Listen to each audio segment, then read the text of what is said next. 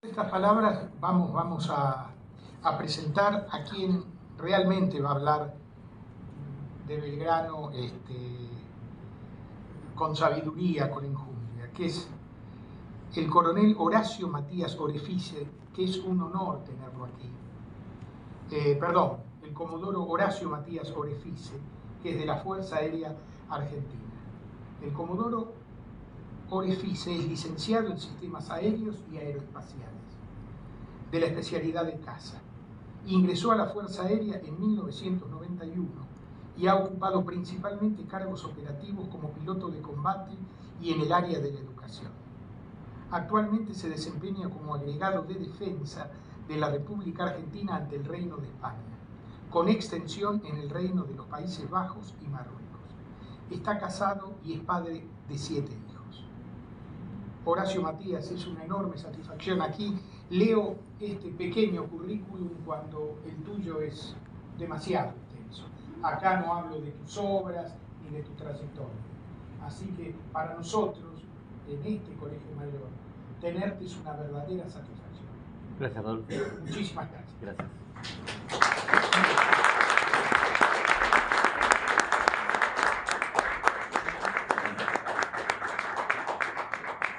Bueno, en primer lugar, el agradecido soy yo, Rodolfo, por tenerme en cuenta para este momento. No soy un especialista, no soy historiador. Al lado de Rodolfo, realmente acá hay gente que sabe mucho más de historia que yo. Entonces agradezco las palabras, agradezco la presencia de ustedes hoy acá para recordar la figura de Manuel Belgrano. Agradezco la presencia de parte de mi familia, parte de la oficina con la gente que trabajo, que también es parte de mi familia.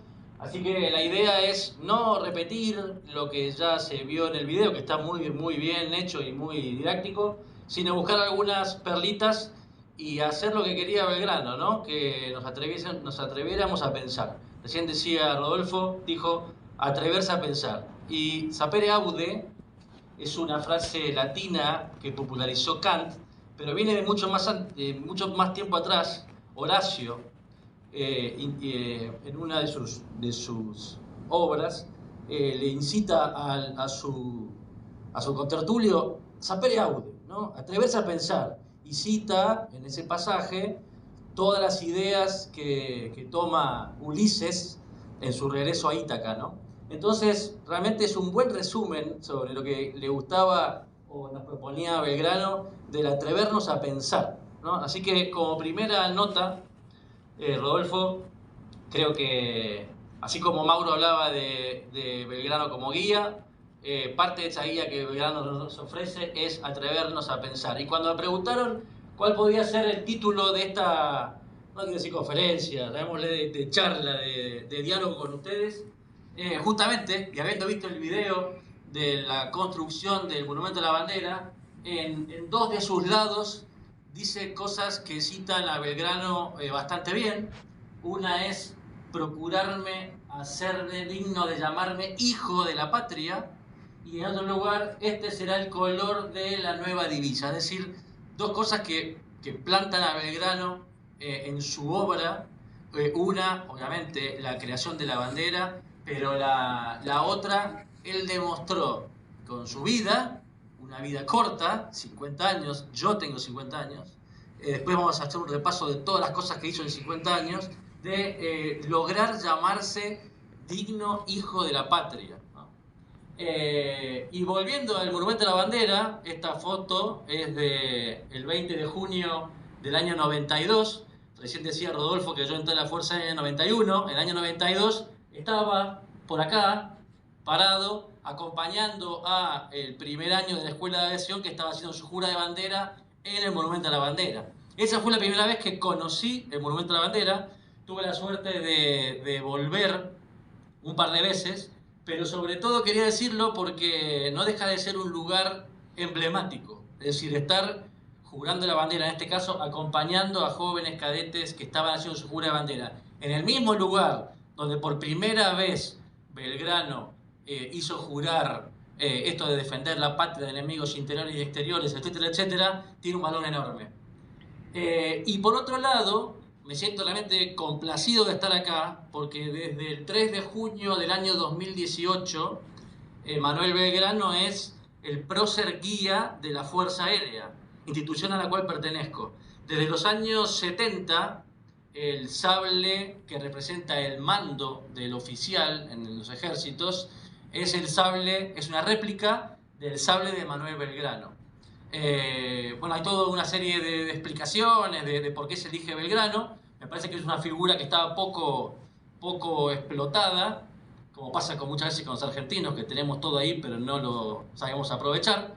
Bueno, pero a partir del año 2018, el brigadier general Amrein, a través de una resolución, lo nombra prócer guía de la Fuerza Aérea. Y ser guía es un poco lo que nos decía Mauro en la introducción, ¿no? Tenerlo ahí, como tratar de que sea espejo de nuestras actitudes, de nuestro trabajo diario. Y realmente, si hay una persona en la historia argentina que tiene esas cualidades, es Manuel Belgrano.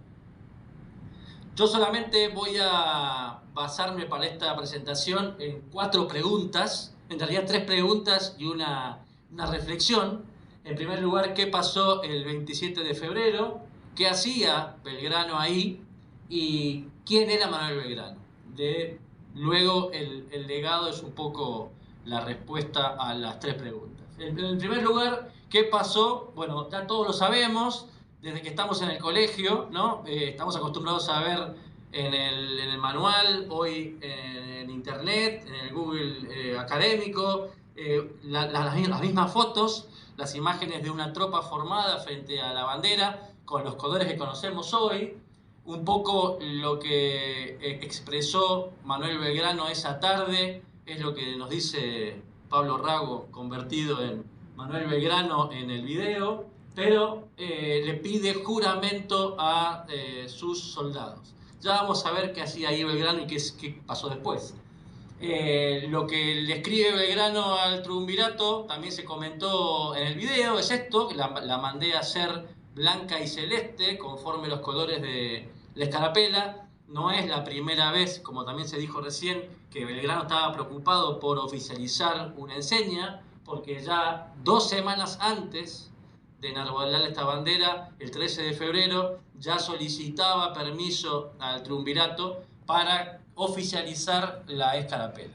Y acá empezamos con, no sé si es una discusión estéril, porque nunca la investigación histórica es estéril, pero sí es de idas y venidas, incluso entre los belgranianos no se ponen de acuerdo sobre la bandera, los colores de la bandera. Pero, ¿qué es la bandera? Entonces, uno de los historiadores en el video hablaba de que la bandera es un poco más que la escarapela. Bueno, la bandera es la patria que flamea. Hay una muy linda poesía de Domingo Galli que un poco describe esto. Acá yo he puesto solamente las primeras estrofas, al final de la presentación están las demás, pero si quieres ver la imagen verdadera de la patria,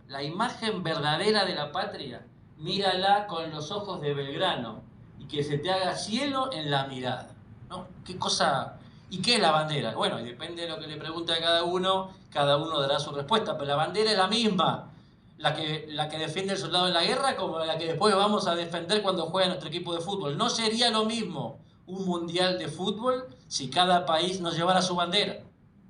Alguien propuso hay que suprimir los himnos antes de los partidos. No sería lo mismo el mundial de fútbol si no tocamos el himno y no movemos las banderas. Entonces la bandera es un símbolo, una representación que va más allá de un trozo de tela de colores, representa mucho, y para algunos ha sido la última imagen que han tenido de su patria. Esos restos que hay de un soldado de la independencia que acompañan los restos de San Martín en la Catedral Metropolitana, que dice que es un soldado de independencia, solo conocido por Dios, le dio toda la patria y nada le pidió. Posiblemente lo último que vio en su vida fue un compañero y la bandera, allá en tierras peruanas, ecuatorianas o colombianas. Entonces, la bandera tiene un significado especial. La bandera, acá decía que entramos en la discusión de si bandera tal o cual, los historiadores no se ponen de acuerdo. hay varias opciones de las diferentes probabilidades de que la bandera haya sido. Sí, concretamente, y ya fuera del papel, están las telas. Entonces hay dos banderas conocidas como las banderas de Macha, que se encuentran justamente en una pintura, creo que es una pintura religiosa. Detrás de la pintura, protegidas, se desarma el cuadro y se encuentran estas dos banderas. Una bandera que hoy está en el Museo Histórico Nacional y otra bandera, la que venía pegada con esa, que está en el Museo Casa de Libertad en Sucre, Bolivia. Ambas se conocen con el nombre de la bandera de Macha y ambas habrían sido utilizadas por Belgrano cuando estuvo en el Ejército del Norte, luego de la retirada que vimos recién de las batallas de Vilcapugio y Ayohuma, que, dicho sea de paso, además de que Belgrano no era de carrera militar, los invito a sentir lo que es caminar en una planicie de 4.000 metros, para saber lo que es pelear a 4.000 metros. Es decir, cuando hablamos de estas batallas en Vilcapugio y Ayohuma, hay que ver cómo se comporta el organismo, cómo se comporta la pólvora, cómo se comporta un cañón cuando uno pelea a esa altura, ¿no? Bueno, son cosas que los libros no cuentan, pero hay que tener en cuenta cuando uno investiga realmente el suceso. Y existe una tercera bandera que se exhibe en el Museo de la Valle, en Jujuy, que tiene la particularidad de ser la única bandera argentina con restos de sangre de un soldado de la independencia. Esta bandera habría flameado en la batalla de Ayohuma. Se la conoce como bandera de Ayohuma y, como les decía, es la que conserva estos detalles. Fue hace poco restaurada. No sé si se llegó a ese detalle de ver si la sangre es de tal o cual el grupo sanguíneo, pero que está manchada de sangre, está manchada de sangre. Entonces tenemos básicamente tres banderas que, más allá de si son o no son, si eran las primeras o las segundas, son banderas históricas y, gracias a Dios, dos tenemos en Argentina. Bueno, la pintura que mencionaba el video, que hoy está en el Museo Municipal de Artes Plásticas de La Barría, es esta pintura que habría encargado Belgrano cuando estuvo en Londres en 1815, y sí tiene en ese detalle lo que se dice que es la batalla de Salta, porque fue la batalla más emblemática de Belgrano que determinó la aniquilación del ejército realista. Cuando digo aniquilación, lo digo como unidad de combate, porque lo tradicional en esa época era pasar a degüello a los vencidos, algo que Belgrano no hizo. Belgrano convirtió a la causa patriota la mitad del ejército realista con esa actitud. Entonces, empezamos a ver que Belgrano no era una figura común. Cuando nos preguntamos cómo hizo Belgrano para convencer a Jujuy de que abandonara, bueno, algo tenía Belgrano que lograba eso.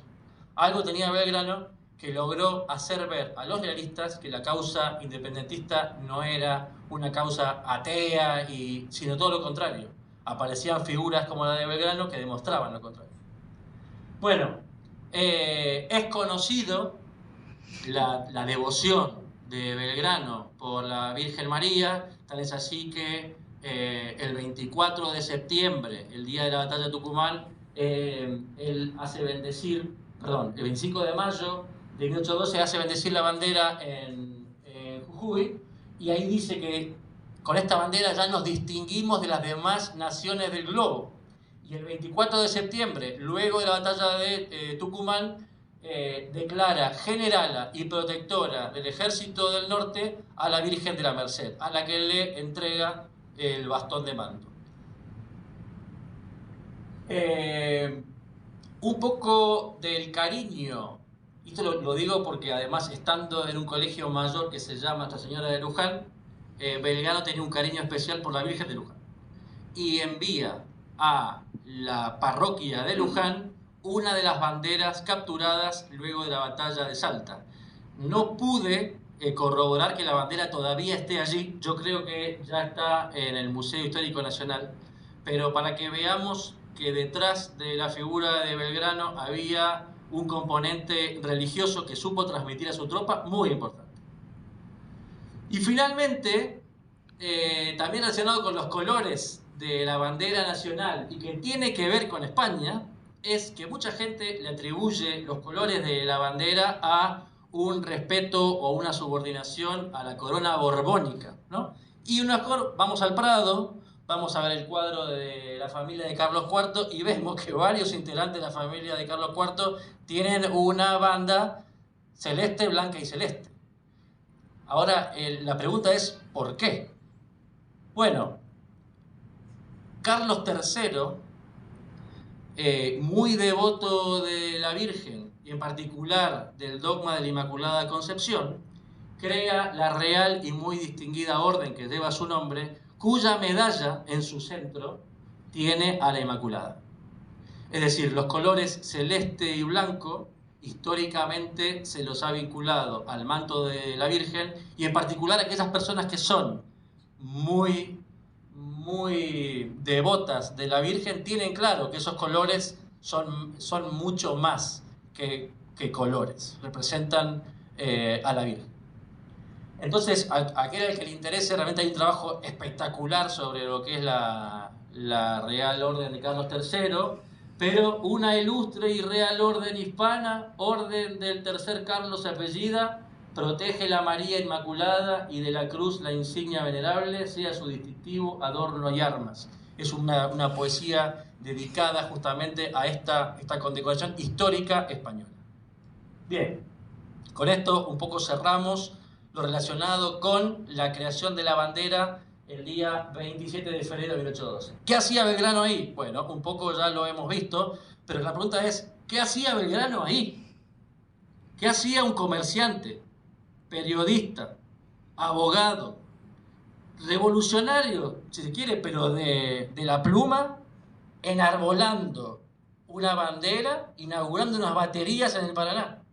Y acá empezamos a ver que Belgrano, yo lo resumo, y a lo mejor, perdónenme por lo campechano, era el de los que se arremangaba.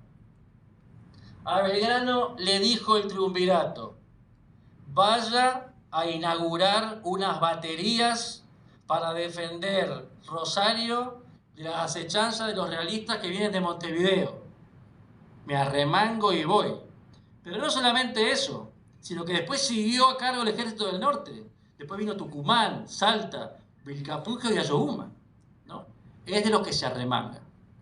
Relacionado con la ida de Belgrano desde Buenos Aires hasta Rosario, está perfectamente documentado porque sale a fines de enero desde Buenos Aires y llega el 7 de febrero a Rosario, y hay un diario de la marcha del general Belgrano que se conserva, hace poco fue digitalizado, así que se puede acceder en internet, que cuenta día por día lo que hizo Belgrano desde que salió de Buenos Aires hasta que llegó a Rosario, y que un poco apura la construcción de las baterías que denominó Libertad e Independencia. Así que Belgrano estaba en Rosario ese día porque estaba cumpliendo unas órdenes que le dio el triunvirato de arremangarse e ir a hacer la guerra al norte. ¿Quién era Manuel Belgrano?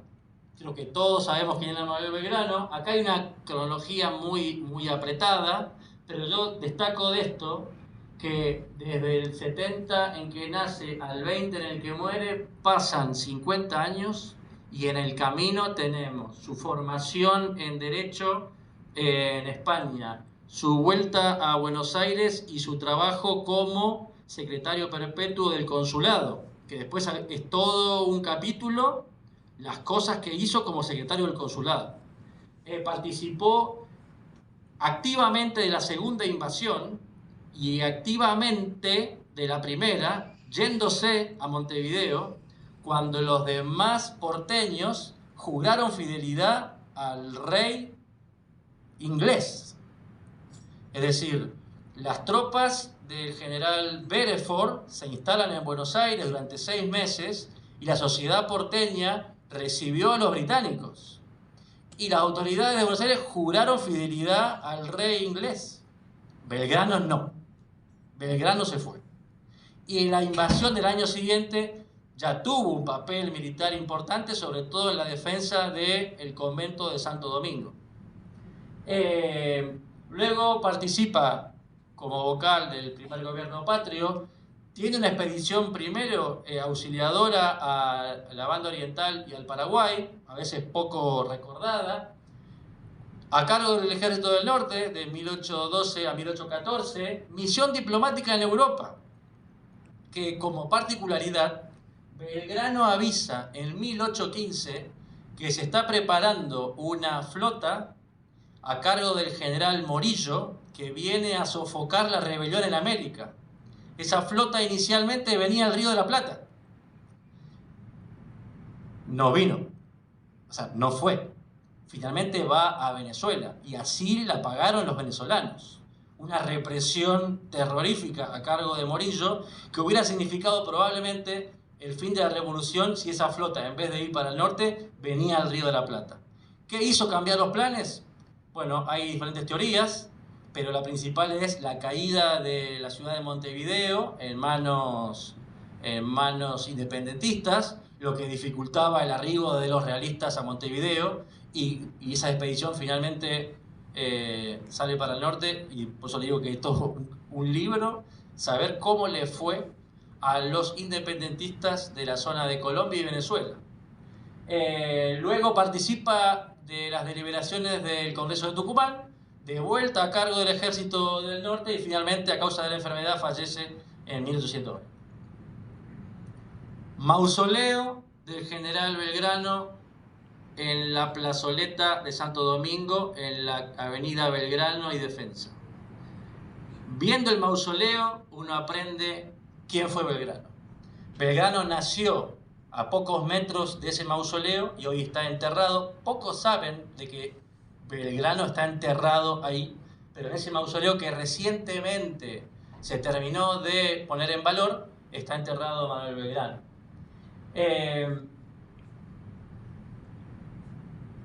Me pareció interesante, y ahora vamos a ver qué tiene que ver el mausoleo con lo que les voy a decir ahora, estando en el colegio mayor y habiendo hablado de educación, no hablar demasiado de lo que ya sabemos de Belgrano, que fue abogado, economista, periodista, político, diplomático, militar, etc., sino yo le puse educador entre paréntesis porque no ejerció la educación formal de profesor-alumno, seguramente la ejerció de manera informal sobre cada persona que conoció, pero sí trabajó muchísimo sobre la educación.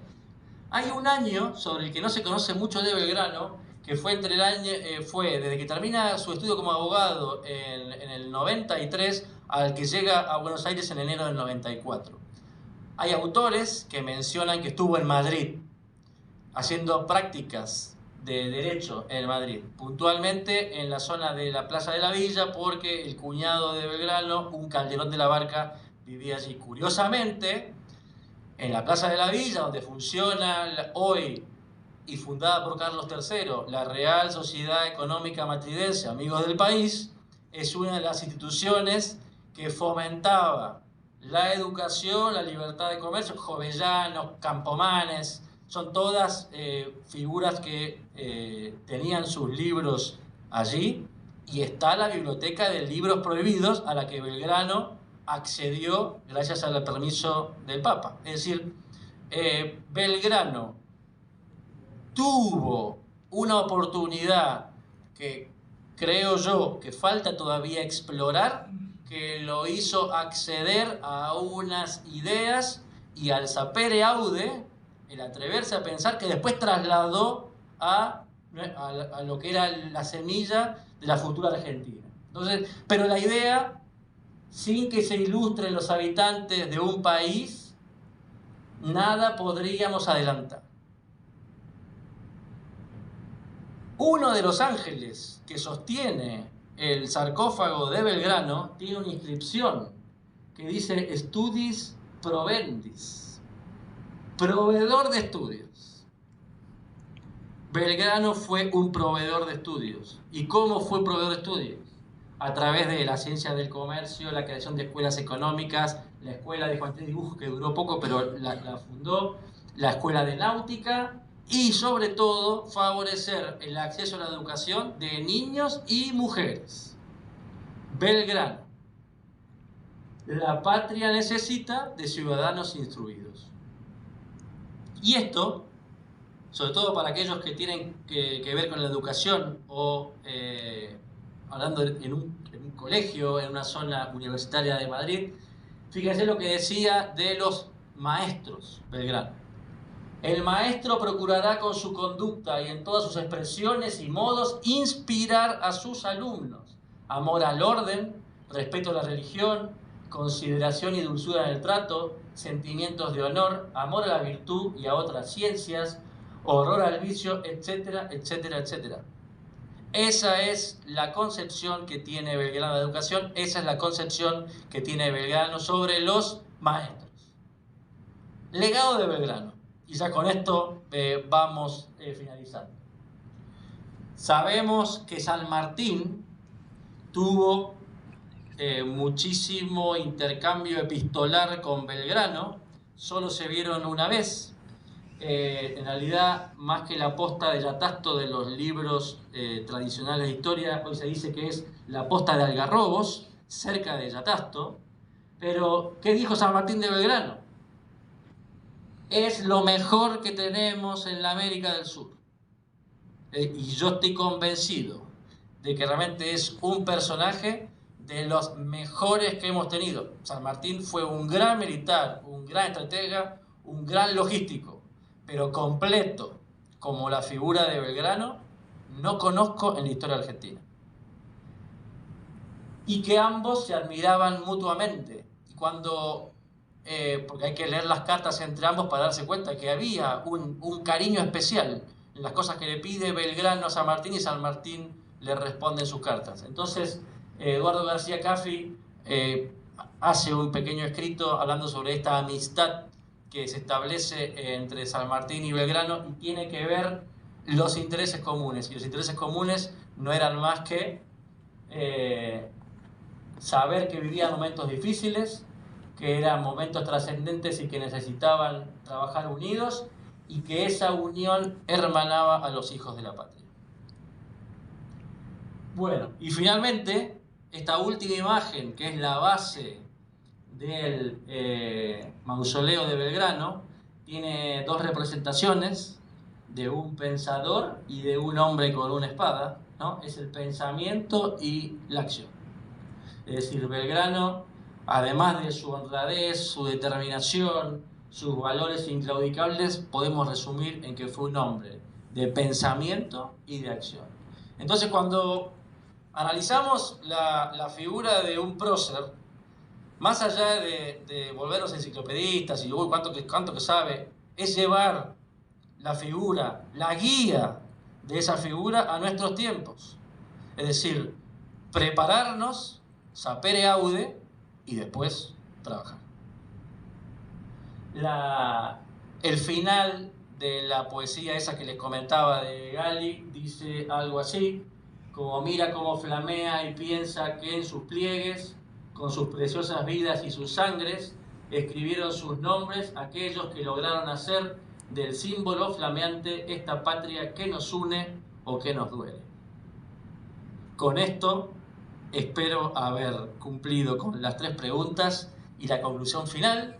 Gracias por su tiempo y si hay alguna pregunta la respondo y si está dentro de mi conocimiento la responderé. Muchas gracias por su atención.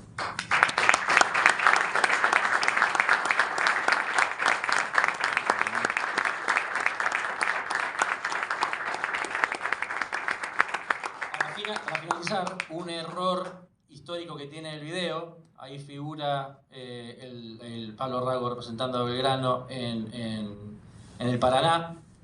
Si se fijan, tiene este mismo sable. Este sable lo recibe Belgrano como recompensa, junto con 40.000 pesos, que después él destina para construir unas escuelas que nunca se construyeron, luego de la batalla de Tucumán y Salta. Es decir, solo para mencionar el detalle ese, ¿no? De haber recibido desde el gobierno nacional un sable y dinero que utilizó o que donó para una causa que iba más allá de sí mismo.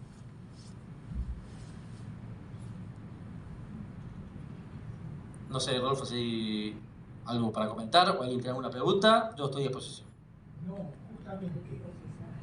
justamente no, ese famoso año 1793. Vos hablaste, Matías, que hay documentación aquí en Madrid que se podría aprovechar históricamente. ¿Algún historiador argentino conoces si está interesado en eso? Voy a aclarar eso porque es interesante. Si hoy entran a Wikipedia, ¿no? Y pone Manuel Belgrano, van a leer que Belgrano hizo una pasantía en la histórica Torre de los Lujanes de la Plaza de la Villa de Madrid, del 93 al 94. Ahora, ¿qué sustenta eso? No lo sé. Sí estuve en el archivo de la Real Sociedad Económica Matridense y hasta ahora lo que llevo visto no me dice que Belgrano estuvo ahí. Por ahora me he fijado en los archivos de todos los que han sido socios de la Real Sociedad en esos años. Belgrano no figura como socio. Solo quedaría chequear los documentos del año 93 y 94 si un Manuel Belgrano firma algún documento o es citado en algún documento. Es muy sencillo, yo ya tengo el carnet de investigador, o sea que pero cualquiera puede obtenerlo y haciendo una cita previa en la Torre de los Lujanes se puede consultar. Para mí es una joya todavía por descubrir. No, y eso quizás tiene que ver con el nombramiento por parte del rey de España, de Belgrano como secretario del consulado. Claro. Perfecto, o sea, sería 2 más 2, 4. Claro. Y aparte después leyendo los títulos de los trabajos que Belgrano escribe como secretario del consulado, son muy parecidos a los que Campomanes, como ministro de Hacienda de Carlos III, escribía en esos años. Así que, bueno, es una cuestión para investigar. Quería hacerle una pregunta. Sí. Buenas noches a todos. Mis felicitaciones al expositor que de una manera precisa, concisa, nos ha hecho un repaso de la figura del señor Belgrano. Muchas gracias. La verdad que desconocía, en mi ignorancia, yo soy peruana y queremos mucho a la Argentina, porque de ahí fue San Martín. El cariño es mutuo y muchas veces los peruanos glorifican más la figura de San Martín que los mismos argentinos. Porque muchas veces por falta de interés, porque valgan verdades, las nuevas generaciones con esto de las nuevas tecnologías solamente se ve lo que se quiere ver, pero no se ha olvidado los textos. Pero mi pregunta, mi curiosidad, yo siempre veo en manifestaciones, en reivindicaciones, y con todo respeto incluso a España, que van a una manifestación partidaria y llevan la bandera. Mis conciudadanos peruanos están contra un gobierno y hacen unas caricaturas de la presidenta o de quien sea, siempre en manera tóxica, destructiva. Hablo así de manera general. Entonces yo me pregunto, si la bandera es un símbolo que representa al país, ¿cómo es posible que no hay límites, no hay normas que esto lo limite, que no se puede usar el símbolo para reivindicaciones? Si bien es cierto, son sociales y justas, pero yo lo considero sagrado. No sé qué opinión le merece a usted. He tocado España, Perú y Argentina, poco he visto, casi nada. Pero el resto es una cosa que da vergüenza. Bueno, hasta la lavan la bandera, la lavan en la plaza, en la Puerta del Sol, lavando la bandera. ¿Pero qué es eso? No sé, a mí me dice que no está bien. Yo quisiera su opinión. Bueno, a ver, como militar, una de las primeras cosas que nos enseñan, si bien que no hemos aprendido antes en el colegio o en la familia, es a respetar los símbolos patrios. Algo que últimamente a lo mejor en algunos lugares se soslaya un poquito, ¿no? Pero tiene que ver con lo que significa para cada uno el símbolo. Entonces a lo mejor no es o que no lo han aprendido bien o que no se lo han sabido enseñar bien, pero evidentemente la bandera como representación de eso que hablamos de lo sagrado debería ser tenida en mucho cuidado, ¿no?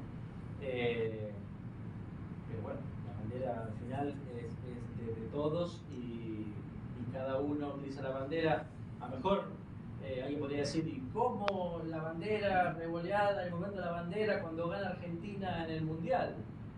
Bueno, pero también no deja de ser un sentimiento de unión ante una causa que ojalá fuera algo más altruista, pero no importa, que nos une. ¿Y qué es lo que nos une? Nos une ser argentinos.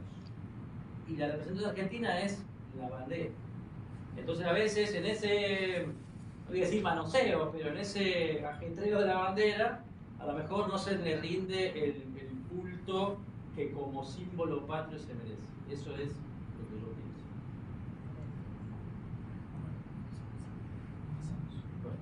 Respondés a una última pregunta que quiero que la están por ver y ya después avanzamos. Ahí está el señor para seguir con el programa. Sí, sí, por supuesto.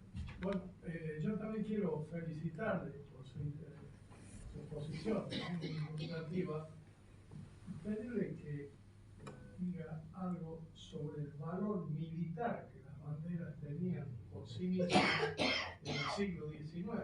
Sí. En las guerras actuales difícilmente se arriesga la vida para tomarle una bandera al enemigo, pero eso era un acto Bueno, que merecía condecoraciones sí, en sí, aquel sí, tiempo. Solo la toma. absolutamente. Esto es largo, pero lo voy a tratar de utilizar en 2 minutos. En el Imperio Romano, cada legión tenía un águila imperial. Esa águila imperial, que era de oro, se le rendía casi un culto religioso. Y el que la llevaba era el Aquiliferi, que era el portador del águila. Para llevar el águila, no elegían al más grandote, al más duro, al más determinado, igual que se pueda caer el águila. Ya había alguien que la estaba levantando. Cuando Roma sufre, que a lo mejor todos conocen, la famosa batalla de los bosques de Teutoburgo, en el que Roma pierde 3 legiones en manos de los germanos, y selló el límite del Imperio Romano, y no hubo intento más de los romanos de entrar en la zona de los germanos, el emperador Augusto comisionó a varios valientes a que fueran a recuperar las águilas que habían quedado en el bosque de Teutoburgo. Eso para hablar del siglo IX, ¿no? Eso transferido en la historia de las naciones se traslada a las banderas. Hay un capítulo hermoso de un libro de Arturo Pérez Reverte que se llama Cabo Trafalgar. El último capítulo se llama La bandera y describe a la manera de Pérez Reverte lo que un marinero poco culto pero muy valiente es capaz de hacer por su bandera. Y termina el libro y el capítulo siendo aplaudido este marinero tanto por enemigos como por propios, porque reconocen que ese marinero entiende lo que es la bandera. En el siglo XVIII, un barco no se consideraba rendido hasta que no bajaba la bandera. Es decir, la bandera hasta cumplía la función de doy la talla. Y podían quedar 3 maderas, la bandera flameando y le seguían tirando cañonazos. Es decir, la bandera siempre ha cumplido un rol importante, también ha servido desde el punto de vista hasta práctico, porque es la indicación de dónde está el que manda o el que da las órdenes. En esa época no había ni comunicaciones ni otra cosa, y evidentemente las señas se hacían con banderas, pero puntualmente, bueno, hay varias batallas famosas en las que están todos mirando al rey, y si el rey muere, ¿qué sentido tiene seguir peleando? Bueno, la bandera era decir, seguimos peleando. Entonces la bandera en los combates era una cosa muy... era más que simbólica, era... acá estamos y estamos peleando. Y si caía la bandera, porque caía el abanderado, iba otro y sacrificaba. Bueno, para mencionar a San Martín, la batalla de Chancay, Pascual Pringles decide tirarse por una barranca antes que rendir la bandera a los realistas. Entonces, ¿qué sentido tiene? Es una tela que tiene un valor especial. ¿no? Hablamos con la señora recién. Entonces, para algunas personas vale la pena tirarse a un barranco antes que mi bandera caiga en manos del enemigo. Y las banderas, hay que ir a Santo Domingo, por ejemplo, ir a ver las banderas que Liniers le ofrece a la Virgen luego de la reconquista de Buenos Aires.